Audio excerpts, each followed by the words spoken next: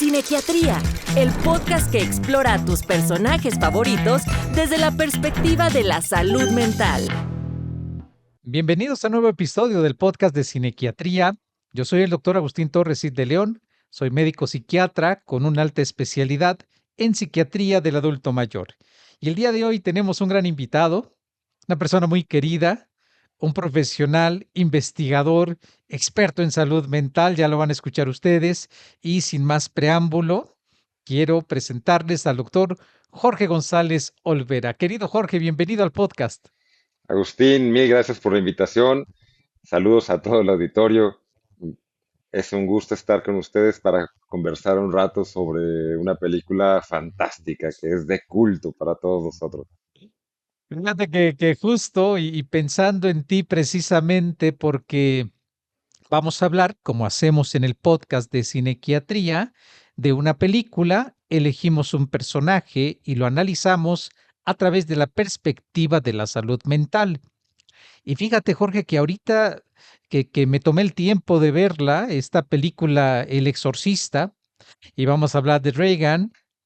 Creo que la había visto con más miedo que con capacidad crítica. Entonces, estaba yo más pendiente de situaciones sobrenaturales y de estar aterrado con esta nueva versión última que sacaron con minutos extra de la edición de la película del Exorcista, pero encontré en realidad grandes datos muy interesantes. Bueno, te lo confieso, yo no sabía que el padre de Mian Carras era psiquiatra.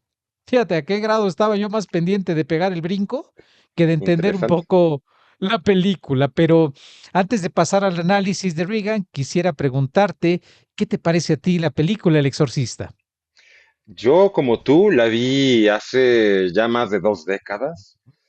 Para todos era bien impresionante porque podíamos ver cómo una persona se transformaba, tenía fuerza sobrenatural, cómo podía tener cambios en la expresión, parecía que tenía eh, eh, experiencias internas absolutamente fuera de lo común, algo que nadie podíamos esperar, al menos en este lenguaje cinematográfico que explotaba mucho esta película.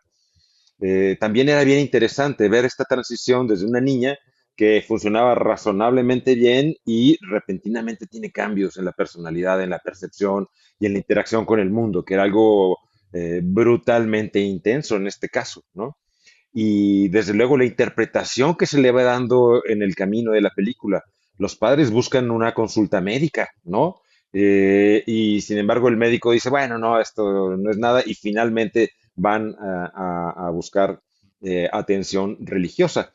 Sin embargo, a todos nos deja muy impactados que muchos de las manifestaciones que tiene Reagan son manifestaciones que de alguna manera hemos experimentado en algún grado mínimo o no tan mínimo, o que hemos visto en otras referentes, tanto cinematográficos como médicos, y para algunos quizá en la vida real, con conocidos o con familiares. Entonces, eh, a mí me parece que es una película muy, muy interesante, justamente porque pone en la pantalla este tipo de experiencias emocionales y además las vivimos allí, ¿no? Sin embargo, creo que, creo que conecta con una parte histórica de la medicina que al paso de los años y cuando uno se dedica a todo esto, no deja de resonar cada vez que uno escucha historias clínicas o problemas médicos que se le parecen en algún grado, ¿no? Entonces, de allí es que dan ganas como de poder explicarlo a todos los conocidos de que todo esto podría tener una explicación biológica como otros tantos personajes, tanto cinematográficos como históricos. Y completamente te escuchaba y venía a mi mente. Recordarás, tú y yo coincidimos hace más de 25 años en un mismo espacio clínico, venimos del mismo hospital escuela, y no sé si te habrá tocado en ese entonces, yo iniciaba la especialidad, tú ya, y entonces también ahí en el instituto, y tuvimos un caso de una consultante cuya familia, no sé si te acordarás, realizó un exorcismo de la persona ante la sintomatología. En este caso se trataba de una persona adulta joven que había dejado de hablar, que tenía la mirada perdida, que de momento decía y hacía cosas que la familia no lograba entender. Pero fíjate, estamos hablando tú y yo de 20, 25 años, no muy lejos, y cómo todavía se llegaba a considerar que ciertas manifestaciones conductuales, digamos, el exceso, porque qué bueno que lo mencionas. No estamos queriendo decir que estas manifestaciones que Reagan tiene durante toda la película sean ajenas al ser humano. Son comunes, las llegamos a experimentar. Obviamente, en este caso, en la película, el personaje las tiene de manera completamente extrema. Y es ahí donde a lo largo de la historia, y comentábamos tú y yo antes del episodio, cuando hablábamos de analizar al exorcista, cómo había un carácter sagrado, espiritual, de este tipo de manifestaciones como padecimientos neuropsiquiátricos, neurológicos que se atribuían a cuestiones divinas, posesiones y de tipo religiosa. ¿Qué te parece esto de las enfermedades contempladas como enfermedades divinas, Jorge?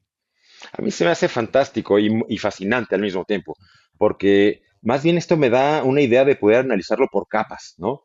Porque todos tenemos una experiencia subjetiva, una historia de vida, tenemos una vida espiritual, una vida de que nos conecta con lo trascendente desde la perspectiva que cada quien viva, pero esto no podemos dejar de verlo. Finalmente, las experiencias místicas son experienciales, como dice la palabra, se viven, ¿no? Esta qualia, esta experiencia cualitativa que cada quien experimenta es única de cada persona. La interpretación que podemos tener va de acuerdo al contexto que tenemos, al contexto histórico, al contexto biográfico, personal, y la interpretación bien puede representar elementos religiosos, mágicos, espirituales, trascendentes, que no podemos dejar de ver porque son inherentes al fenómeno humano.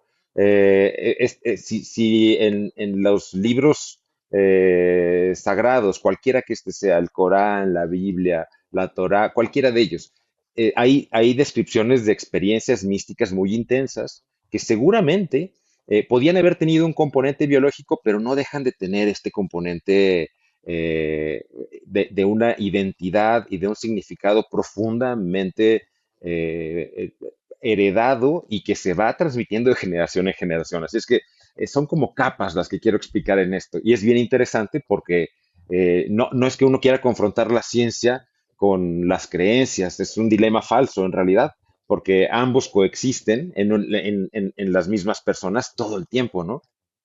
Y es justo lo que vamos a ver un poco más avanzada, ahorita que lo estabas mencionando, cómo confluye la ciencia con las creencias, con la parte espiritual, porque en esta búsqueda de que Reagan recibiera un tratamiento, estamos hablando de todos los cambios en conducta que nos mencionaste, este tipo de fuerza, la voz diferente, el tener, el poder hablar de una manera distinta, emplear otra lengua, en fin, una serie de cambios conductuales.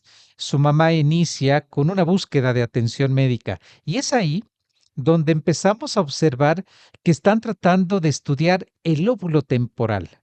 Fíjate, te decía, yo estaba más pendiente de la película, de sentir terror, que tratar de analizarla. Y ahorita que me detuve a verla nuevamente con una visión diferente, estaban estudiando, y tú y yo conocemos, y nos ha tocado la experiencia clínica de personas que tienen este tipo de manifestaciones, alucinaciones visuales vívidas, reales, de animales enormes, de infestación de ratas, por ejemplo. Recuerdo un caso en la preconsulta del instituto donde había una persona que estando en el consultorio se levantó aterrada porque en ese momento tenía una percepción de algo que no estaba presente. A eso es lo que llamamos, para quien nos escucha y nos ve, una alucinación. Percibes, de acuerdo a cualquier modalidad sensorial, un estímulo, pero no está ahí. Pero para la persona es una cuestión que ahí está, que ahí se encuentra. ¿Qué nos puedes decir tú como experto en estas áreas clínicas de qué involucración o cómo se involucra, perdón, el lóbulo temporal en que al inicio a Reagan se le estudió para descartar una enfermedad en esa área del cerebro? Es bien interesante. Les voy a contar para toda la audiencia. La epilepsia del lóbulo temporal es una epilepsia en la que no vemos crisis generalizadas, o sea, no hay ataques convulsivos. o casi no los hay, y que esta región del cerebro es la responsable de la regulación de muchas emociones porque está conectada al hipocampo y directamente a la amígdala. Es la región de la corteza cerebral que, conectada al sistema límbico, tiene la mayor excitabilidad quizá del resto del cerebro, especialmente de la corteza. Y por otro lado, hay que recordar que el lóbulo temporal tiene el hipocampo, que es la estructura con la que nos manejamos más para poder organizar la memoria y la memoria emocional. Cuando tenemos crisis, descargas eléctricas descontroladas, esta función de ubicarnos en la memoria se ve interferida. Entonces, de repente podemos no acordarnos de lo que estamos viviendo, ¿no? O podemos tener memorias intrusivas totalmente fuera de lo que cualquier conocido nuestro podría esperar, y por lo tanto ver conductas extrañas. Por otro lado, hay características bien extrañas como eventos como de místicos, intensos, hiperreligiosidad, a veces ganas de Sí. hablar mucho o de escribir mucho. Esto históricamente se mencionó como el síndrome de Gershwin, ¿no? Que había una cantidad de síntomas que eran inherentes a las personas que tenían epilepsia del lobo temporal. Y hay muchos autores. Michael Trimble también es otro de los autores interesantes de leer porque hizo como un almanaque de todos los síntomas que se pueden encontrar en personas que tienen desregulación eléctrica en esta región del cerebro. Entonces, ¿qué pasa con alguien que tiene crisis, así como una persona epiléptica que cada tanto puede tener crisis en esta región que es tan excitable, tan difícil de controlar? Pues ocurre que son muy frecuentes y que vienen acompañadas de cambios en la memoria, en la percepción. Entonces podemos ver alucinaciones o alteraciones visuales, la sensación de que las cosas se van lejos o que crecen o que uno flota o que partes del cuerpo dejan de ser de uno mismo, y estas están representadas en el personaje de Regan claramente, ¿no? Porque cuando yo pienso que de muchos pacientes míos durante una crisis que me dicen, siento que este brazo me está creciendo y lo siento que ya no cabe en la habitación. Entonces uno ve estas películas y lo primero que uno piensa es, bueno, es algo intensísimo que está viviendo esta persona. O cuando están escuchando, por ejemplo, cantos gregorianos, ¿no? Tenía una paciente que cuando tenía una crisis escuchaba flautas y cantos gregorianos, era lo que escuchaba, y podía escucharlos cuando tenía crisis continuas, las estaba escuchando más o menos cada 2 minutos, bajaba y otra vez, ¿no? Una y otra vez. Cuando uno utilizaba un medicamento antiepiléptico se le iban, desaparecían estas alucinaciones auditivas que curiosamente eran predominantes en un solo lado, eh, los percibía del lado derecho, por ejemplo, ¿no? Eh, entonces, bueno, así como la hipergrafia, también esto no poder parar de hablar y de escribir. Entonces, bueno, hay que pensar que la epilepsia del lobo temporal además viene con cambios emocionales intensos, ¿no? Esto que le han llamado mood swings, pero todavía más intensos. Mood swings del inglés, que significa como balanceos, como un columpio emocional, ¿no? Pero en la epilepsia es algo mucho más violento, en donde alguien puede estar de un estado tranquilo, como estamos hablando nosotros, a una explosión absolutamente impredecible, que es justo lo que vemos en la película con Regan. Es Sí. uno de los casos más interesantes. Agustín, ¿qué te parece? ¿Qué opinas de No, esto? no, no, es que en realidad te escucho, Jorge, y la verdad que ella al inicio, por este carácter súbito, evidentemente Reagan no aparentaba tener ningún problema, no tenía ninguna dificultad, por más que le querían buscar, es interesante cómo le prescriben un psicoestimulante, luego le prescriben un antipsicótico de esos de primera generación, pues estábamos en los años 70, por supuesto, así tendría que ser, era lo que se empleaba, pero qué interesante esto que estás mencionando. Cómo a veces se nos queda en la mente que la epilepsia y las convulsiones solamente se dan con una persona que cae estrepitosamente al suelo, que tiene sacudidas, que puede perder el conocimiento, que dura unos cuantos minutos y le cuesta trabajo recuperar y orientarse dónde estaba y qué le pasó, que aparecen desde la infancia muchas veces en el caso de la epilepsia. Pero qué bueno que nos mencionas que hay otras formas de epilepsia y dependiendo el área del sistema nervioso que se ve afectada, van a predominar cierto tipo de síntomas, porque durante mucho tiempo a la epilepsia del lóbulo temporal se le llegó a confundir con otras condiciones de salud, incluyendo a la esquizofrenia. Desde luego. Además es muy interesante porque cómo diferenciamos las alucinaciones auditivas, que a veces son complejas, no tanto como la esquizofrenia, pero en una crisis pueden ser más campanitas, puede ser música, pueden ser voces también, o se puede escuchar el entorno con eco o con alteraciones auditivas muy peculiares. Eh, Sin embargo, hay una cosa que quiero mencionar, Agustín, y es la presencia de automatismos, ¿no? Que también están presentes en las crisis del lóbulo temporal, que viene junto con este cambio emocional que parece no venir de ningún lugar.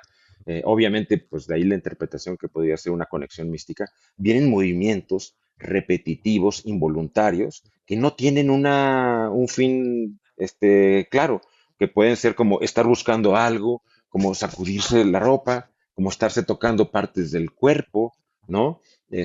A veces son conductas más extrañas, eh, que tienen un tiempo de presencia y luego se extinguen. Entonces, cuando termina la crisis, la persona después parece no acordarse de lo que pasó, no darle Ok. una interpretación y parece que fuera otra persona. Y desde luego que parece que pues fue poseída por un ente externo, un ente demoníaco, depende, ¿no? A veces un ángel, a saber, dependiendo de cuál haya sido la experiencia y la interpretación de quien lo Sí, vivió y el del contexto contexto. religioso, cultural, con el contexto social. Y ahorita te escuchaba y me vino a la cabeza la escena donde la mamá llama por teléfono al quien entendemos es el neurólogo y le hace la visita domiciliaria y al abrir la habitación, pues ella está haciendo unos movimientos de balanceo, de flexionar de manera súbita y abrupta la cintura, llegando casi a tocar sus rodillas con la cabeza. Y cómo ese tipo de manifestaciones físicas a lo largo de la historia de la salud y la medicina han tenido un contexto que bien nos has explicado. A partir de los ambientes de cada una de las personas, le da una interpretación y como este carácter es de manera intempestiva, se instala.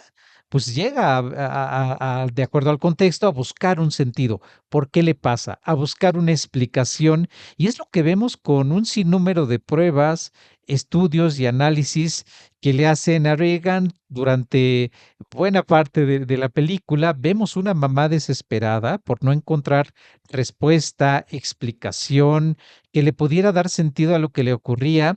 La mamá reclama y grita a los médicos, pues ninguno de tus medicinas funciona hasta que entonces deciden, vamos a enviarla a psiquiatría, ¿no? Y ahí viene toda esa parte como fúnebre, como tétrica de tiene que ir con el psiquiatra, ¿no? Como si fuera un castigo, como si fuera eso algo que condenara a la persona. Entiendo perfecto que hay un sinnúmero de ideas que hay alrededor de esta área de la salud, en fin, pero cómo llegan finalmente a un grupo de 18, 19 psiquiatras haciendo la evaluación hasta que uno de ellos pues reflexiona y le ofrece una solución. ¿Qué te parece todo este trance hasta antes de llegar al rito final?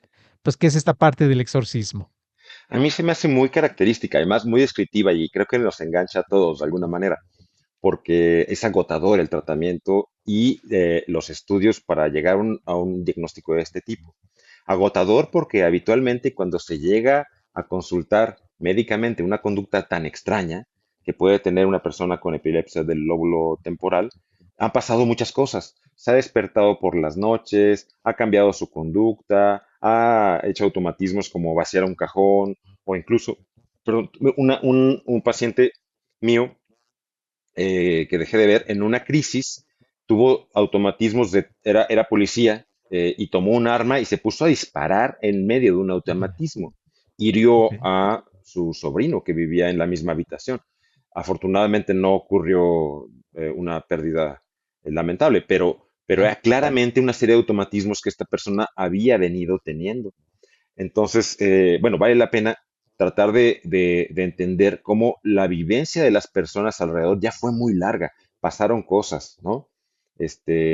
La interacción, o sea, todo el mundo se angustia. Y si podemos pensar que frente a cualquier episodio de alteración de la conciencia, en cualquier condición psiquiátrica, genera un impacto durísimo en las personas, ¿no? Que en los familiares, en los compañeros, en los profesores que les tocó ver una parte de esto.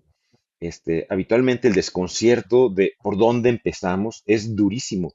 Entonces, pasar por una evaluación médica que es exhaustiva y agotadora, y además en este ambiente que en la película se representa, pues como pasaba en los setentas, en donde el tratamiento psiquiátrico todavía tenía una inercia muy de lo manicomial y de las referencias fílmicas, ¿no? Como justamente esta película en la que participaba Jack Nicholson de Claro, Atrapados sin Someone. salida, ¿no? Donde Exacto, muy Someone Flew Over the aversivas. Cuckoo's Nest. Claro que todo era tan oscuro y que no había tratamiento ni cura, sino que era como una condena, ¿no? A no poder funcionar en sociedad nunca más. Sin embargo, sabemos que estos males se pueden tratar con un éxito alto en la mayoría de los casos y con un tratamiento que no suele ser tan difícil al final. Pero bueno, y significa mucho sufrimiento y mucho desgaste para la familia y para todas las personas que han visto los cambios. Entonces, en la película resulta muy interesante porque justamente la transición hacia la evaluación médica acaba siendo casi tan tétrica como lo que podría ser, ¿no? Un espacio nocivo, demoníaco, o más bien que era desesperanzador, que puede ser enormemente doloroso para todos los que rodean a Reagan en este caso, ¿no? Y es cierto, ahorita que lo mencionas, Jorge, es la palabra es agotador. Agotador porque ves cansada a la mamá, la ves cansada a ella, ves cansada a los sacerdotes que llegan a hacer el rito con la intención de expulsar este ser sobrenatural, que el cual pues es responsable de esos cambios que ella tiene en la conducta. Y efectivamente, es tal el desgaste, y como bien tú mencionas, como experto en esta área de psiquiatría, donde pues el campo de la epilepsia del lóbulo temporal sabemos que es algo que te gusta, te apasiona, pues tú te vas dando cuenta cómo este tipo de manifestaciones, incluyendo este comportamiento tan delicado de la persona que te llegó a consultar, teniendo y accionando un arma de fuego, dices, caray, ¿a qué grado podemos llegar a pensar que fue poseído por un ente que le llevó a decir y hacer aquello que en el momento era más causado por una alteración en esta área del cerebro que decimos en los lóbulos temporales, que generó todo este comportamiento, porque no fue mover un brazo, mover una mano, no. Fue un comportamiento relacionado con su actividad profesional que le llevó a ponerse en riesgo y a las personas con las cuales convive. Y ver cómo la epilepsia del lóbulo temporal podría ser muchas veces la explicación a ciertos fenómenos que las personas nos cuesta trabajo, como bien describías, rezar excesivamente o también tener las ideas de ser alguien con una misión en la vida de salvar a nivel espiritual o de terminar con una figura antagónica a la religiosa que ellos profesan, cómo a veces esas ideas y ese tipo de malestares y síntomas rodean a la epilepsia del lóbulo temporal. Sin duda, Agustín, tienes mucha razón. La verdad es que la experiencia de quien lo vive, desde luego que está elaborada a partir de elementos culturales, ¿no? En cada uno de nosotros, así lo vivimos. Pero en particular en este tipo de casos nos lleva a pensar también hasta dónde va la responsabilidad del sujeto, porque en este caso que te cuento de esta persona que utilizó una pistola de no automatismo, se pudo diagnosticar y pudo documentarse que era inimputable. O sea, esta persona no se dedicaba voluntariamente a tirar balas. Y pensemos en una cosa también. La epilepsia del lóbulo temporal es una de las consecuencias más frecuentes cuando hay trauma en las regiones temporales, lo cual se asocia mucho a los nacimientos asistidos con forceps, que Sí. es una maniobra mecánica, para quienes no lo conozcan. Cuando el bebé no puede salir, se utilizan unas pinzas especiales para poder tomar la cabeza del bebé Traccionar. y traccionar para que pueda salir del canal vaginal y que nazca el bebé. Y en algunos casos, cuando hay más complicaciones o cuando la pericia de los clínicos no fue suficiente, puede haber lesiones justamente en esta región. algo que les quiero comentar, que me gusta mucho explicar, es que el lóbulo temporal es de las pocas regiones del cerebro cuya irrigación depende de una sola arteria, ¿no? Que es la arteria temporal. Entonces, cuando se comprime por mucho tiempo, da lugar a una zona de falta de irrigación que puede traducirse más tarde como lesiones que sanan, pero que son regiones que quedan hiperexcitables, ¿no? Y entonces pensemos en cuántas condiciones no puede haber como esa. Entonces, al nacimiento puede ser forceps o puede ser un nacimiento complicado, prolongado, con hipoxia, falta de oxígeno al nacimiento, o también pueden ser caídas de moto, del columpio, Sí. ¿no? De la resbaladilla de un árbol o un accidente de coche, ¿no? Que en muchos casos vemos que pacientes que tuvieron accidentes, uno o más, en donde perdieron el conocimiento y después dijeron, no, pero me estudiaron y me tomaron unos rayos X y todo estaba muy bien. Y sin embargo, cuando uno pregunta a la familia, resulta que años después la personalidad fue cambiando, los intereses de esa persona fueron cambiando y la manera de experimentar ciertas cosas cambiaron. Otro ejemplo interesante, Agustín, perdón que me viene en este momento, son los traumas en aquellos deportes que son de alto impacto, en donde el cerebro sufre mucho, como el fútbol americano, ¿no? Hay muchos casos de NFL en donde ha habido un montón de alteraciones cognitivas y también de epilepsias por los traumas repetidos, como con los boxeadores.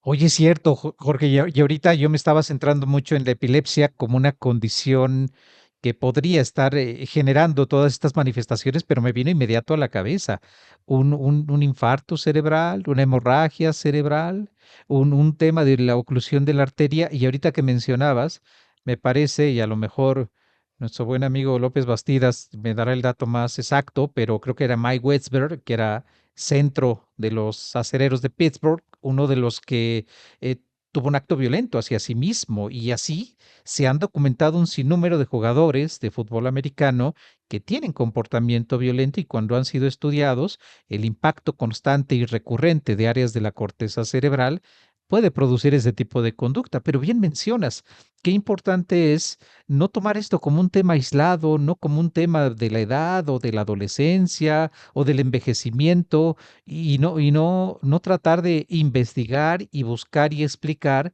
qué es lo que nos puede ayudar a entender un cambio de conducta tan drástico, tan evidente como el que ahorita nos has mencionado. Fíjate, Agustín, vale la pena mencionar dos casos históricos que podrían representar algo parecido, y voy a mencionar dos nada más para no alargarnos, no hacer esto muy aburrido. Por un lado es el caso de Vincent van Gogh, ¿no? Que este pintor holandés que vivía en Ámsterdam y que tenía experiencias místicas y experiencias emocionales extraordinariamente intensas y que afortunadamente podía plasmarlas en sus cuadros.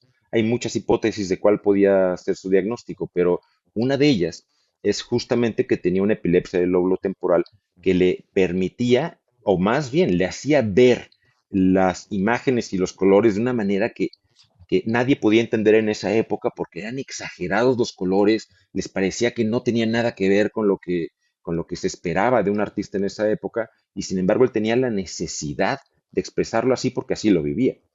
Tuvo depresiones recurrentes, no podía sostenerse económicamente él, o sea, lo sostenía la familia.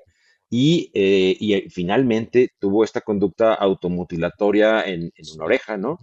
Y años después, décadas, cientos de años después, podemos darnos cuenta que su trabajo era absolutamente genial porque a pesar de este sufrimiento y de esta condición, su arte refleja momentos que son tan profundamente comunicativos de estados mentales y emocionales que por eso se ha hecho tan trascendente. El segundo ejemplo que quiero explicar es el de Fyodor Dostoyevsky, en donde como escritor era claro que él tenía una condición de epilepsia y se sabe que tenía crisis en donde tenía experiencias místicas justamente previas a la crisis. Y en alguno de sus textos, me parece que es El Príncipe Idiota, describe con mucha, él era muy, muy prolijo escribiendo, no para, bueno, los autores rusos escribían cientos de páginas para describir una habitación y un pasillo, ¿no? Pero él en particular podía explicar la experiencia mística que tenía en cada una de estas crisis y en alguno de los pasajes decía que podía cambiar el resto de su vida por una experiencia mística más de estas que precedían a una crisis.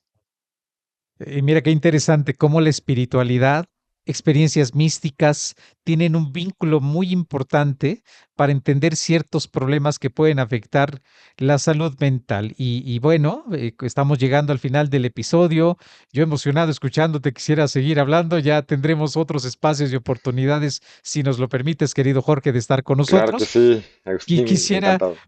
para dar fin al episodio, una reflexión que nos quieras dar acerca de lo que es Reagan, el exorcista, todas estas aportaciones tan interesantes que has hecho, pero para quien nos escucha y nos ve, que se identifique o que trate de observar algo parecido que esté viviendo o alguien cercano, ¿cuál sería tu recomendación? Pues miren, a manera de conclusión, primero sobre el tema del exorcista, yo pensaría que El Exorcista como película es una película poderosa, pero también podemos verla como una oportunidad para reflexionar cómo nuestras culturas han interpretado la enfermedad mental y neurológica de cierta manera, ¿no? El personaje de Reagan nos da elementos para poder ver el miedo ancestral a lo inexplicable y también cómo la ignorancia sobre condiciones biológicas y médicas de cómo se manifiesta una enfermedad como la epilepsia del lóbulo temporal. Pienso que el entender estos procesos cerebrales que permiten inducir estados místicos y alteraciones de conciencia, conductas así desafiantes, nos ayudan a desmitificar estas enfermedades y que nos ayudan a tener una comprensión más empática, más científica y más humanista de estos padecimientos. Porque a veces lo que parece una enfermedad divina es simplemente una enfermedad humana o que aún no hemos podido comprender del todo. Esa es la reflexión final. Querido Jorge, muchísimas gracias. Es un placer escucharte y hablar contigo. Ahora que analizamos a Reagan de la película El Exorcista, nos interesaba básicamente todo el proceso al cual ella fue sometida y cómo al no encontrar alguna explicación que pudiera encontrar sentido a lo que ocurría, se recurre a ese tipo de ritual. Pero lo que más nos interesaba era compartir con quien nos ven y nos escuchan acerca de la epilepsia del lóbulo temporal y cómo es una condición que desde neurología, psiquiatría, neuropsiquiatría debe ser tratada con muy buen resultado, pero evidentemente, lo dijo muy bien Jorge, a veces con un proceso diagnóstico y con una evolución a veces muy larga, atropellada y con algunos problemas, pero pues les agradecemos mucho que hayan estado con nosotros, que nos vean, que nos escuchen. Los invitamos a que nos sigan en el próximo episodio. Pueden por Amazon Music, Apple Podcast, por Spotify y también recuérdenlo, nos pueden ver en nuestro canal de Cinequiatría por YouTube. Muchísimas gracias, querido Jorge. Al contrario, mil gracias, Agustín. Saludos a todos. Nos vemos. Cinequiatría, el podcast que explora a tus personajes favoritos desde la perspectiva de la salud mental.